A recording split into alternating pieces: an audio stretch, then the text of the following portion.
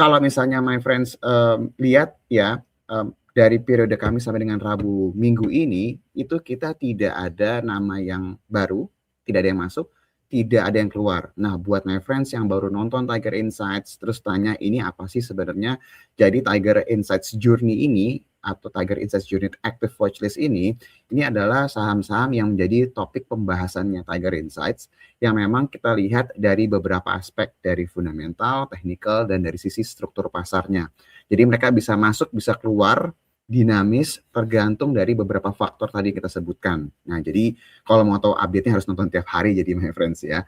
Nah, kalau misalnya my friends lihat di sini weekly top 5 gainers-nya datang dari Trio Metal dan Dua Alam Tri ya. Cuma inkonya ini nggak masuk ya. Jadi kalau misalnya my friends lihat top 5 gainers-nya itu ada Antam, ada ADMR, ada TINS, ada ADRO, dan juga PGO. Jadi di active watchlist kita saham-saham yang mengalami peningkatan paling besar di periode Kamis sampai dengan Rabu minggu ini itu ada Antam, ADMR, TINS, ADRO, dan juga PGO. Di satu sisi yang mengalami pelemahan paling besar dalam periode tersebut itu ada CDA, NRCA, BTPS, MAPA, dan juga TOBA. Nah, jadi ini kurang lebih performa dalam kurun waktu Kamis sampai dengan Rabu minggu ini, my friends. Dan kalau misalnya my friends tanya, apakah kalau sahamnya turun signifikan itu bisa langsung kita keluarkan? Enggak. Apakah naik signifikan juga bisa kita langsung keluarkan? Juga enggak. Jadi kita memang mengikuti perubahan-perubahan narasi yang ada. Selama narasinya on track, fundamentalnya masih bagus, nama saham tersebut pasti masih akan ada di active watchlist ini. Nah, ini kalau misalnya my friends lihat untuk periode terakhir cut off-nya per hari Rabu kemarin, kita lihat bahwa banyak perubahan ya my friends ya. Jadi kalau dilihat dari yang performanya paling bagus itu kalau bisa dilihat tadi salah satunya ada di TINS sama Antam ya tadi ya my friends ya. Jadi dari call price kita sampai dengan penutupan kemarin dua saham ini yang sudah beggar ya per penutupan kemarin ya my friends ya, kenaikannya lebih dari 100%, dan sangat mungkin sekali TINS ini terbuka peluangnya mungkin jadi multi bagger pertama di tahun ini ya my friends ya. Kalau dilihat dari performa yang signifikan, harga komoditas TINS terus mengalami peningkatan, dan kalau misalnya my friends dengerin dari episode pertama kita di tanggal 25 September, semua tesisnya on track my friends. Jadi harapannya bisa jadi multi bagger pertama nih di tahun ini. Jadi adjusted return-nya mudah-mudahan dalam waktu dekat bisa kepala dua ya my friends ya. Terus juga yang kalau kita lihat terjadi perubahan yang signifikan dari sisi return dalam beberapa waktu terakhir ini kelihatan ada di ADMR ya my friends ya. Jadi dari pertama kali kita call-nya tanggal 9 Desember, seperti biasa setiap habis kita call jarang banget saham tuh langsung naik ya, selalu turun dulu ADMR, tapi alhamdulillahnya sudah mulai on track dan mulai mengalami peningkatan yang cukup besar nih. Dan memang salah satu saham yang kita coba perhatikan ya, dan sering banget kita bahas Trio Metal sama ADMR ini sejauh ini masih on track. Nah, terus juga kalau misalnya my friends lihat salah satu ada beberapa juga emiten yang kita lihat juga peningkatannya cukup besar ya, di luar dividen itu ada ADRO.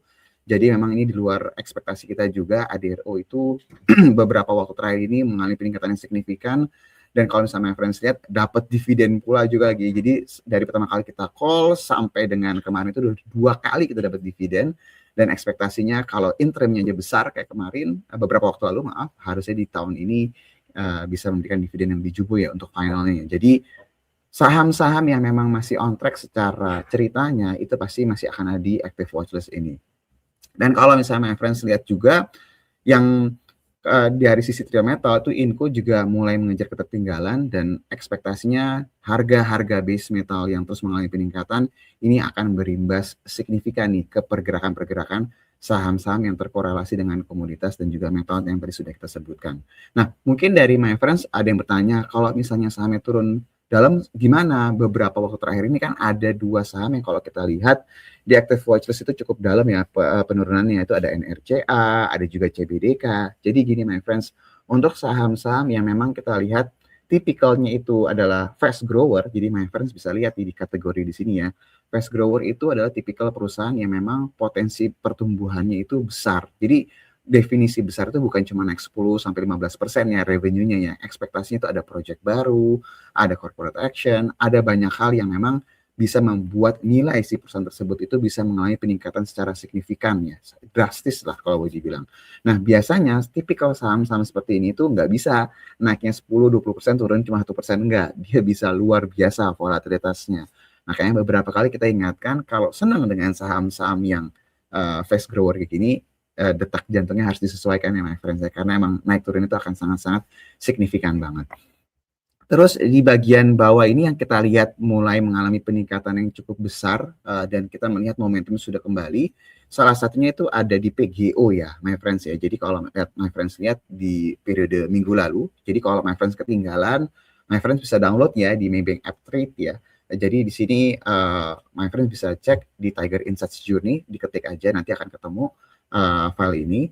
Ini PGO beberapa waktu terakhir ini kan kalau my friends lihat terus mengalami penurunan ya. Tapi kalau kita lihat 1-2 minggu terakhir ini nih sudah mulai membaik gitu secara momentum. Dan terakhir kita udah bahas ya PGO kemarin, ekspektasinya tanggal 20 Januari nanti mereka akan terus LB, ekspektasinya akan ada nama manajemen baru, dan kalau favorable di mata pasar itu harusnya bisa menambah katalis positif ya. Jadi ekspektasinya PGO ini kalau tidak ada masalah dan namanya sesuai dengan yang diekspektasikan pasar atau disukai sama pasar, harusnya adjusted return-nya sudah mulai bisa berpindah nih dari minus bisa menjadi plus nih my friends. Itu untuk si PGO. Terus juga kalau misalnya kita lihat yang mulai membaik dari tadinya minus jadi plus itu ada di SSIA juga ya my friends ya. Jadi kalau misalnya 1-2 minggu terakhir ini tuh masih minus, tapi kalau my friends lihat beberapa waktu terakhir ini sudah mulai mengalami peningkatan.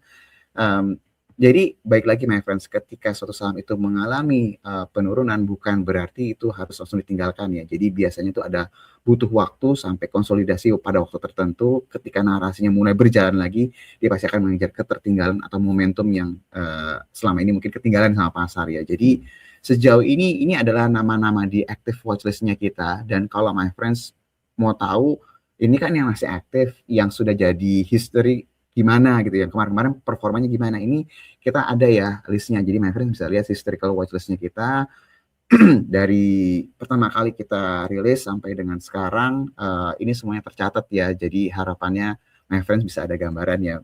Jadi yang sudah kita call exit-nya itu di tanggal berapa, return-nya berapa, dividennya berapa, ini akan muncul di sini. Jadi semua yang sudah kita bahas di Tiger Insights, my friends bisa cek di historical watchlist-nya kalau yang sudah exit. Tapi kalau masih aktif, dia akan ada di aktif ini. Nah, ini kan ini kan yang sudah lewat ya. Maksudnya kan ini sudah berlalu lah performanya. Gimana kira-kira yang bisa jadi top performer nih?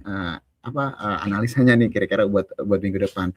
Kalau ngelihat dari momentum yang ada, sangat mungkin sekali trio metal ini masih berlanjut ya my friends ya. Terlepas mungkin karena udah 2 minggu berturut-turut ini luar biasa kenaikannya, pasti cukup volatile, itu udah pasti.